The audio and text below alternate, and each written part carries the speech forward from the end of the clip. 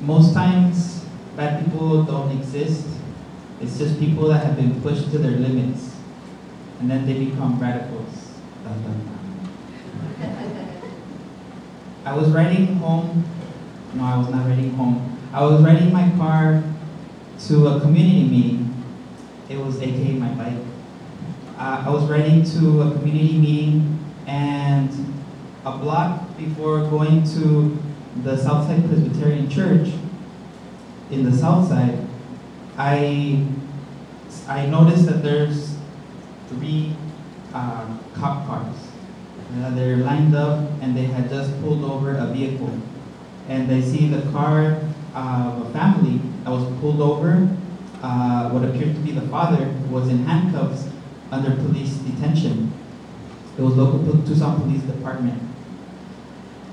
So I go towards the vehicle of the family that was pulled over, and I approached what I thought was the mother, the partner of the man that was arrested. And when I approached her, she was crying, so there was tears falling down her cheek. And she had 3 children, ages 2 to 5, that were also crying, and they were hysterical, pointing to their father that was in police custody. So I asked if there was any support that was needed. She just replied that right now they took my husband, and they had just called Border Patrol, so Border Patrol is on their way. So when she told me that, I busted out with my notebook. So I take out my notebook, I start writing things down, so I get in front of the police cars, and I'm writing down their license plate number. The agents are walking around, and I'm writing down their badge numbers and their names. And then all of a sudden, one of them approaches me. He comes up to me, and he's like, "Excuse me, sir, may I help you?" And I said, "Yes, I want to know why you called Border Patrol on this family." And then he looks at me, and he says, "We got a call from a civilian that said that this man has just abducted these children." So then I referred to the children, and I said, "Are you telling me that these children that are crying for their father were abducted by this man?" No. We did an investigation, and we have come to the conclusion that he did not abduct these children. Oh, perfect. Then he can be released. There's no reason for you to have him detained. No. We have a law called SB 1070, and my officers had to investigate his immigration status because they had reasonable suspicion that he was illegal. Those were their words. So then I said, your officers actually wanted to make that phone call because SB 1070 gives them discretion, and I read the clauses from SB 1070 that gives the police officer discretion to not have to call. And then he looked at me confused, and then I said, also, how do you define reasonable suspicion? Is it because this man speaks Spanish?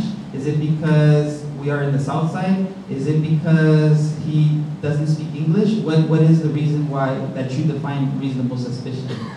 I'm not going to answer that. If you want to know what reasonable suspicion is, you go onto the TPD website, and it will tell you right there what reasonable suspicion is. Officer, I'm asking you, as a sergeant, you should be able to explain to the general public, what your policies are. I'm not going to explain anything to you. Then your policies aren't good policies if you can't even explain it to me. He got really upset, he got turned red, and he's like, I need you to leave the area immediately because you're interfering with my duties. I'm not going anywhere. If you don't go anywhere right now, I'm going to have you arrested and you will be going to county jail. I'm within a reasonable distance from your situation. I'm not interfering with any of your duties, and I'm on a public sidewalk, so I'm not going anywhere. Then the officer turns even more red, and he marches towards his vehicle. So in my head, I'm like, oh crap, he's gonna take out the handcuffs, he's gonna take out handcuffs. And he comes out and he takes out yellow crime scene tape. So he goes from one branch on the side of the street, and he takes it to another branch on the other side of the street, and then he goes on to whatever he could find to try to do a crime scene, surround the area as a crime scene. And then he yells, "You get out of my crime scene right now." So then I lift the tape, and then I walk a foot away, and I'm like, okay, I'm right here, I'm out of your crime scene. So then I approach the family again, and at this point, I'm wondering if the Border Patrol is going to get here. So in my head, I'm thinking, okay, the Border Patrol gets here. In the past, I've been in this situation before. I take out my notebook and I write everything I can from the scene, and we document it, and usually nothing happens after that. And the family is torn apart, detained, the person is detained, and then they're deported to another country. And I said, I'm tired of that. I'm not gonna just sit here with my little notebook and my phone and take a picture or write down what's happening. I'm gonna put my body in between so that they're to try and give an attempt as to that this man is not taken away. So in my head, I'm like, I am gonna get in underneath the Border Patrol vehicle. So I was secretly thinking, I hope this Border Patrol doesn't come.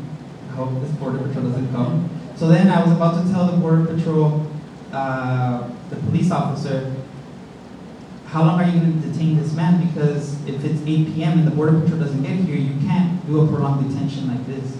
Right as I was about to tap him on the shoulder and tell him that, the Border Patrol comes and arrives into the scene. It's one car and one agent. I lock my bike. I take out my backpack and I give it to the family, and I tell them if anything is to happen, you just call these numbers, and I gave them the numbers of my friends. And at this point, I was also texting everybody that I knew to come to the scene. And the Border Patrol gets here, and they're doing an exchange with the police, and they have the father, Rene, in their custody. So I said, I'm not going to get underneath the vehicle unless I know that he's being taken by Border Patrol. Because if they don't, then they're going to be like, we're not taking him, but we're taking you. So I cross a crime scene, and I go on the other side of the street to next to the Border Patrol vehicle.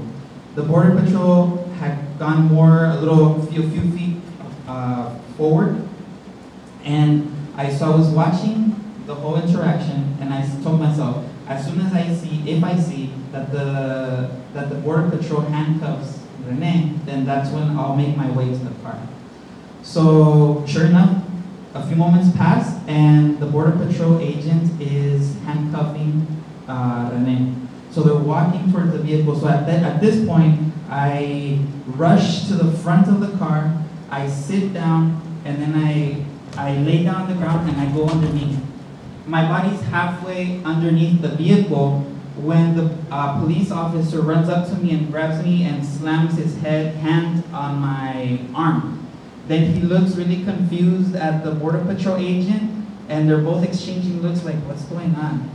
And as they're confused, the police officer lets go of my hand, and then that's when I get deeper inside the car. And so now I'm fully inside the vehicle, and if they wanted to get me, they would have to crawl underneath the car. So they couldn't just pull me out from where they were. So I'm underneath the Border Patrol vehicle, and the officers are like, what the hell are you doing? You need to get out of there. What the hell are you doing? And at this point, what I respond is, I'll get out of this vehicle if you release this father. The Border Patrol agents, we're not going to do that. So then they start taking pictures of me with their cell phone camera. Then I take out my cell phone and I start taking pictures of them.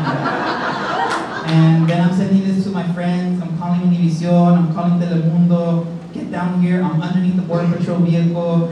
If you don't come down here, I'm going to get my ass whooped. So then I'm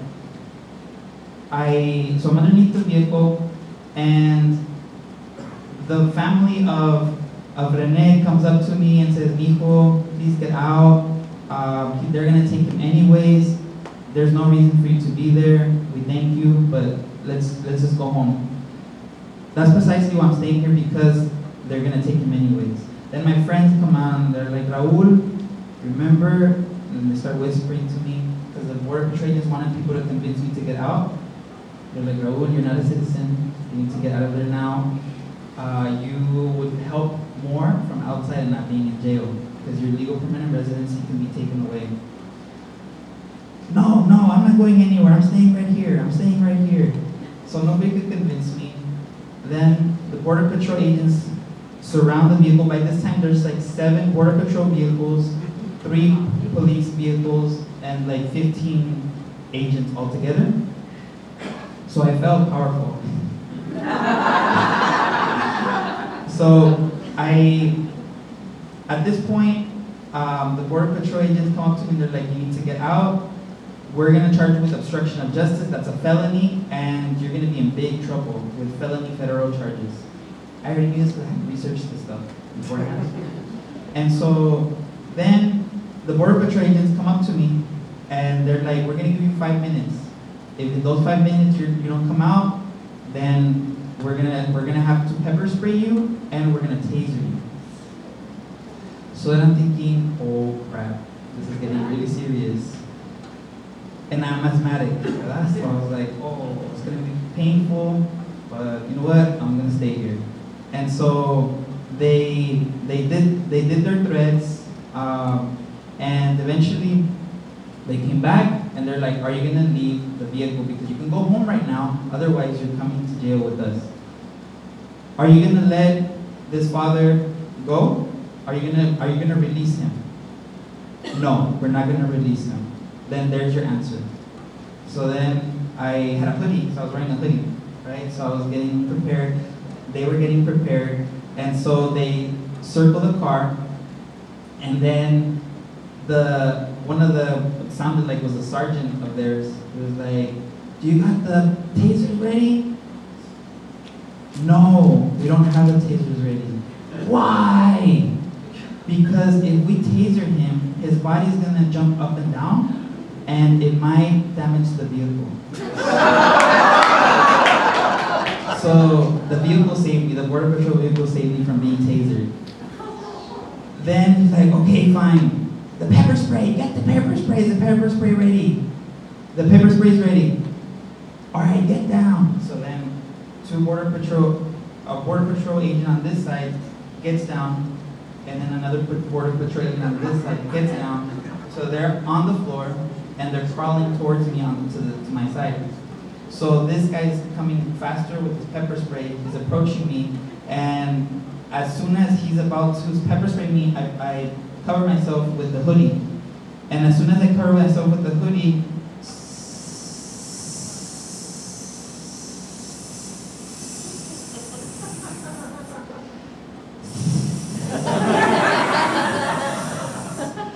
and I am coughing at this point, and the agent sounds like he's grumbling, he's upset. He's like, we're getting more pepper spray than he is. The pepper spray was bouncing back with my hoodie. So then, on this side too, so then after a few seconds, which seemed like minutes, he finished the can. Then he comes up on this side, the other one, and then I cover myself again, and then they finished the other can. And then they grabbed me by the arm, they grabbed me by my feet, and then they dragged me on the concrete floor until I'm out of the vehicle, right? At this point, like 5 agents come on top of me. They push me to the ground. They're patting me down to check me for anything. And then they try to get me up, but I wasn't cooperating, so then they had to drag me. And then they pushed me against the border patrol vehicle, and I couldn't really see like what was going on. So I was just in my head, I was thinking, I really hope there's people here, and I hope people are videotaping, because otherwise I'm gonna get a beat down. So they sit me down the sidewalk, and then they pour water on me. They pour water on me. Once they pour water on me, I couldn't open my eyes. They were red. They were really just itching. And it was a really bad situation. So after that, they take me to the border patrol vehicle, And they put me inside, we wait like 10 minutes, and after 10 minutes, we start driving. And I could hear people outside, and people are chanting, people are screaming my name, people are saying, we're with you. And so I was screaming back to them, but I couldn't see anything. They take me to the Border Patrol station, and once we got to the Border Patrol station, they opened the door, and they started walking me because I couldn't really see where I was going, so they had to hold me, 2 agents had to hold me from both sides. And I'm walking into the Border Patrol building, and I'm trying to open my eyes to see where I was going, and all I could see were bars. And it felt like I was walking into a cage. And I was like, did they bring me to the Reef Park Zoo? That's what it felt I was walking into. And inside, they completely took me and were saying that you're stupid, you're gonna regret what you did, we're gonna charge you with felony charges, obstruction of justice, you're not gonna get out of here for a long time. And so I was really thinking, I was inside, I was thinking, oh, I was saying bye to everybody, to the youth that I work with, the families that I work with. I was already saying goodbye to them in my head. And I was like, I haven't seen my grandpa in Mexico in a few years, it's gonna be good to see him again. So I was already thinking I was in Mexico. Then, the next day, because I stayed there overnight at the Border Patrol station on Swan and both links. The next day, around noon or 1, the Border Patrol agent comes to my cell, because I had my own little suite there. And he comes in, and I was laying down on the ground, on the floor, and then he comes out, and he says, Alcaraz, I think you're leaving today. And I was like, I'm leaving today? You mean I'm free today? And he's like, yeah, there's people that are calling us like crazy. You have a lot of friends all over the country. And the U.S. attorney has just decided that we're gonna let you go. So then, I grab my stuff, they give me my stuff back, and we're walking out of the Border Patrol building. And at the once I'm out, then the Border Patrol agent comes running out from inside. He's like, don't let him go, don't let him go. He needs to go back to his cell. So they take me back to my cell. They give my stuff, they retrieve it again. And I'm waiting there for minutes and minutes. I'm waiting, and I'm thinking maybe they changed their mind. And 15 minutes turns to 30 minutes, 30 minutes turns to an hour, and then the agent comes back inside, and I'm like, what's going on? And then the agent says, you know what? Your case is being checked by the U.S. attorney, so it's really serious. You need to be careful. Like, he really cares about me. And they were reviewing whether their supervisor wanted to see if you were actually going to be let go today, but we're not sure if we weren't sure if you're going to be let go, but we're gonna let you go for today. So he left. He let me go. I left. My ride was waiting for me, and then we left. And my friend that picked me up told me, Raul, the revolution has started. There is a mass rally taking place downtown today, and you need to go right now.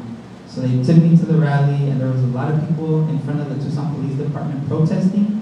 And so that day I was received, and I gave a speech in front of the Tucson Police Department, and was greeted by friends and family from all over. And that was essentially my declaration of disobedience, saying, ya basta, enough